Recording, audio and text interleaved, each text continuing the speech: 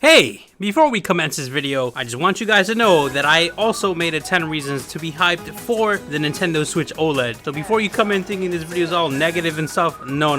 I'm actually personally very excited for this Switch OLED. This video, on the other hand, is for those individuals who were let down about the announcement of the new Nintendo Switch. And from the looks of it, there's been a lot of people who was let down about this announcement, especially a couple weeks after the initial announcement. Well, to be fair, I'm gonna say this right off the rip, this was expected from Nintendo. Just look at their track history. Us Nintendo fans deserve way better. My name is JuniorAlexanderLeiva, aka... Who the fuck? No, you can't do this video without me. This guy over here. I mean, I guess. My name is JuniorAlexanderLeiva, aka Mr. Awesome. And my name is Kevin, and here's 10 reasons to skip the Nintendo Switch OLED model. Make sure to subscribe for more Switch videos. Oh man, I made a ton of these Switch videos so far, and definitely there's going to be a lot more.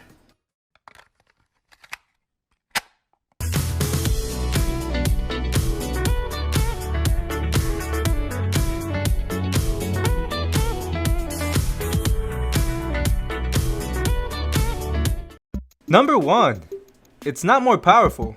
Something fans were looking for in the new Switch revision was a powerful refresh. It's been, I don't know, 3 years? Nothing of that came of the sort. You know, we waited how long and we get an OLED panel of all things. You would think they would bump up the specs a little bit, but no, we get the same OG specs yet again. So I'm gonna play Breath of the Wild 2 in 720p at the same frame rate again. My point being, they had time to, you know, put a better chip inside the Switch to at least get some better frames in games. I mean, even in their first party titles, it's like choppy. Like it really shouldn't be, and Nintendo should have really spec bumped to kind of iron that out. Number 2. No Bluetooth support. So the Nintendo Switch, despite its weak hardware, honestly I have to say is amazing. I have had a blast these past few years playing games like Smash Brothers and Mario Kart on this channel, and it's all thanks to this existing console we got right here. But sometimes, and honestly literally all the time, I just want to wind down and just be in the zone and just play in handheld mode. Honestly, most of my Switch experience is in handheld mode, but when I play in handheld mode, I always wish I had wireless headphones to accompany my playthrough with the Nintendo Switch. But I freaking can't do it because Nintendo doesn't allow Bluetooth support on their Nintendo Switch. And it may sound like first world problems and everything, but no. I don't have headphones at home with an aux port. Most of my headphones at home are all wireless. I'm not really beat to be out here. Dude, my headphones can't even have an aux port because they're just legit just all wireless. The Switch, what's baffling to me is that the Switch has a Bluetooth function to it. Well, I assume it does, because how does the connectivity between the Joycons and the Pro controllers work? It must have some type of Bluetooth to it, but Nintendo isn't allowing it to connect to other peripherals. But why? Why not? Why not open the gates to some wireless headsets? Nintendo, you would make so much money if you made Nintendo AirPods. You know, just an example, of course. You would think that this audio enhancement that the Switch OLED has would include Bluetooth audio. But no, it's just for the speakers itself. Dude, I would love it if Nintendo said, yo, there's spatial audio on the Switch OLED. That would be baffling. If you ever heard spatial audio, you would know it's really good. But as per usual, Nintendo, you're just very backwards. Number 3. 64 gigabytes? Are you serious? Like, come on, they could have at least given us 128 gigabytes. You're paying $350 for 64 gigs. You could get a SD card for 30 bucks. Like, there's really no excuse for it, and they should have doubled down on that and given us at least 128. You know, if the Switch OLED cost less, maybe $300, that would have been okay. But even then, it's 2021, and with games being bigger sizes than ever before, it's kind of unreasonable to have such low storage, especially since they like to push on downloadable content from their e-store. No one's buying physical games like they used to, so everyone's trying to get them online and store them on the Switch itself. 64 gigabytes just isn't acceptable in 2021 anymore, so they should have definitely put more storage in the Switch to help out with the games. Number 4. there's no 1080p screen. How the hell are you launching this old console again with a 720p screen? This got me a little mad when I found out. It literally makes no sense. And yes, there is the Steam Deck that is also launching with an abysmal screen, but no, the Switch has been on the market for a lot more longer. How are you telling me that this OLED model with crisp visuals and vibrant colors can't be upped in resolution? Dude, 1080p, a fucking $300 phone has that, and that's $300. While yes, OLED could achieve the feat without 1080p, it sucks knowing that we could have gotten a better screen resolution wise for handheld play, but we just didn't, and it's a shame. Some games like Hyrule Warriors don't even look good in handheld mode. Honestly, I play Hyrule Warriors on the TV just because it just looks like garbage, man. You know what's baffling to me too? I heard Nintendo's using Samsung screens for this. Dude, Samsung makes the most craziest screens on their phone. Why couldn't they just pitch Nintendo a higher resolution screen? There was something going on in that meeting, and I need to talk to whoever arranged that, because why? 720p in 2021? Insane. I'm still getting the OLED, but it's just kind of ass, you know? Number 5. No 4K or DLSS.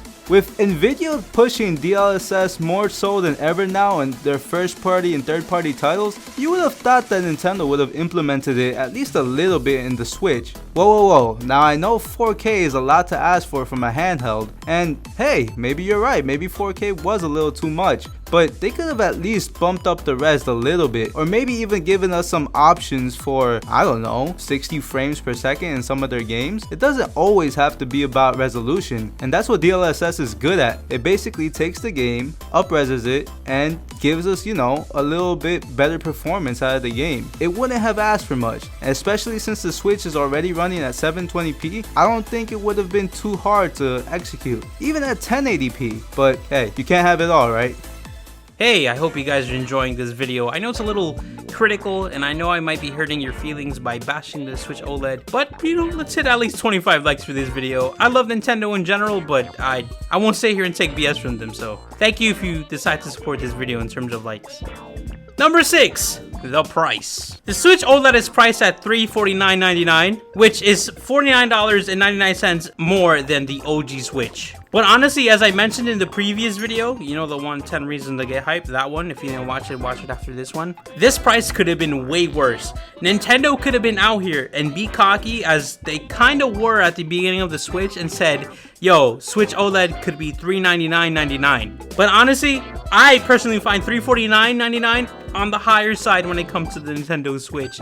Dude, I think it would have been perfect if the Switch OLED was $300 and then they price cut the OG Nintendo Switch to $250. There's not much of a difference between the OG Switch and the Switch OLED for there to be a $50 price hike. It's kind of insane. And honestly, I'm only getting the Switch OLED because it's for the YouTube channel, but if it wasn't for that, I would have definitely stuck with the OG Switch. What I find baffling with this price is that you can get an Xbox Series S cheaper than the new Switch model, for $50 cheaper than a Nintendo Switch. Insane.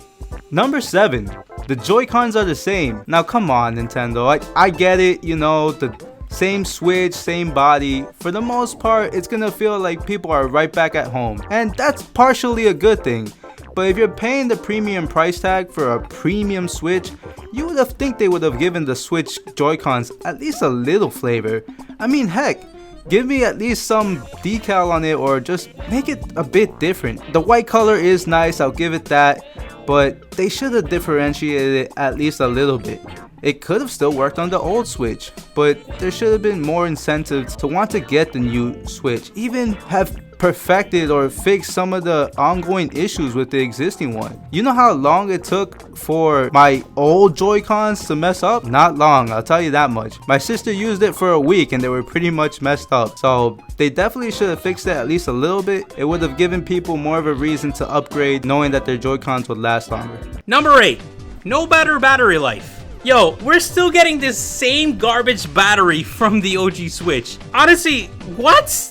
The battery on both consoles are supposedly lasting between 4 to 5 to 9 hours, depending on the game you play, which is kind of garbage. You would think Nintendo would have gotten a better battery for the Nintendo Switch OLED because it's a revision and everything. Dude, if anything, I was expecting the OLED screen to save battery on the Nintendo Switch, but according to Nintendo, that's not the case at all. According to the numbers they posted, of course. I'm very disappointed, Nintendo. I'm very disappointed. Number 9.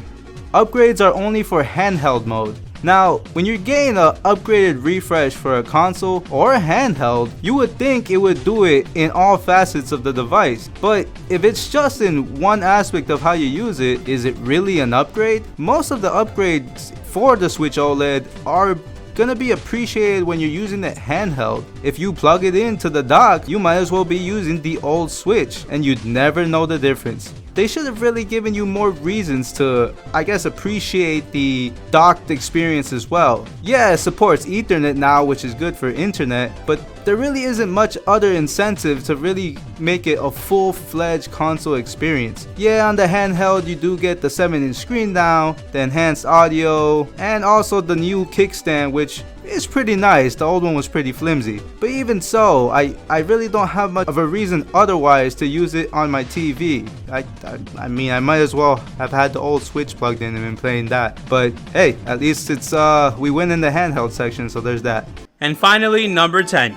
Your Switch is perfectly fine. I'm pretty sure a lot of people's Switches is perfectly fine, especially if you got a working OG Nintendo Switch. Why upgrade? Honestly, there's probably a few reasons I could think about, but it's not really worth it if you have an OG Switch. Yeah, there's GameStop trading promos and stuff like that, but I don't know. It's just like, why would you spend $350 on the same thing if the current machine still works? It's, you know. Before I sound hypocritical myself, I'm buying the Switch for 2 reasons.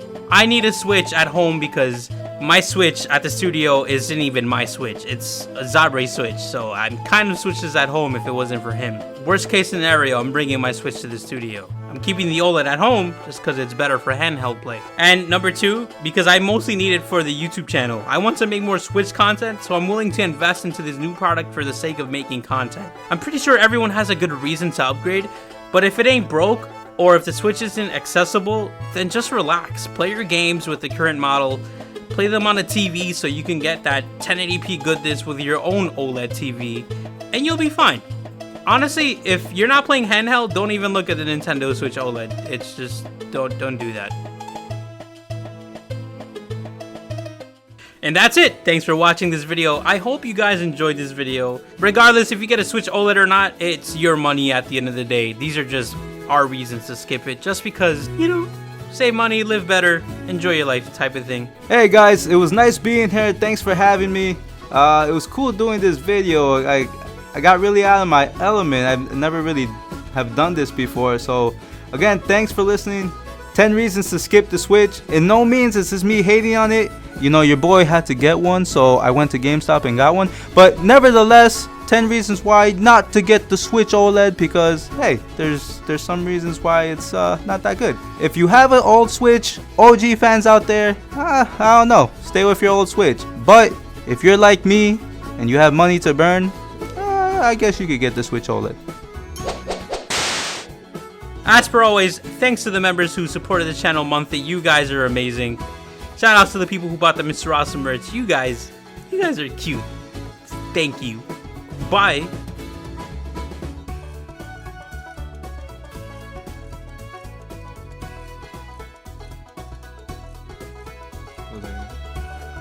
I heard you got the buy one get one special. I want a Switch OLED.